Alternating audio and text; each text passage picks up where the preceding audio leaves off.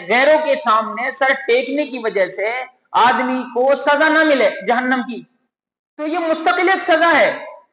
اللہ رب العزت نے مثال بیان کی ہے کہ یہ اتنی بڑی سزا ہے کہ اس کی مثال ایسی ہے، جو مختلف دروازوں پر جاتا ہو، مختلف دروں پر جا کر سر ٹیکتا ہو، کہیں بھی اپنی پیشانی رکھ دیتا ہو، اس کی مثال ایسی ہے کہ کسی غلام کے کئی سارے آقا ہوں۔ اور اللہ کہہ رہا ہے متشاکسون، وہ آقا بھی ایسے نہیں کہ ان کا مزاج ایک دوسرے سے ملتا ہے، نہیں، آپس میں ان کا مزاج ایک دوسرے سے ملتا بھی نہ ہو، ٹکراتے ہوں وہ آپس میں۔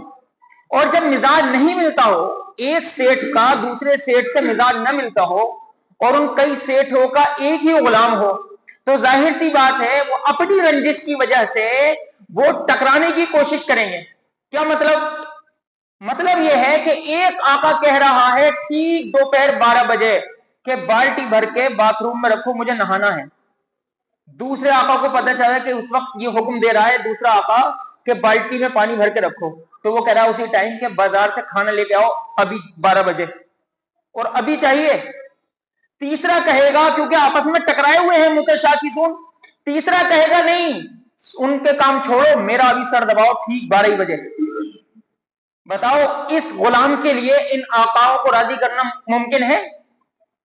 یہ غلام اپنے آقاؤں کو راضی کر سکتا ہے؟ بولیں یار، یہ غلام اپنے آقاؤں کو راضی کر سکتا ہے؟ کبھی نہیں کر سکتا، مر جائے گا یہ اپنے آقاؤں کو راضی نہیں کر سکتا۔ اللہ رب العزت مثال سے سمجھا رہا ہے کہ جس کا سر مختلف دروں پر جا کر کے ٹک رہا ہے، جو مختلف دروں کو جا کر کے کھٹکھٹا رہا ہے، یہ ایسا ہی غلام ہے جس کے کئی سارے آقا ہوں اور ان کا مزاج بھی الگ الگ ہو۔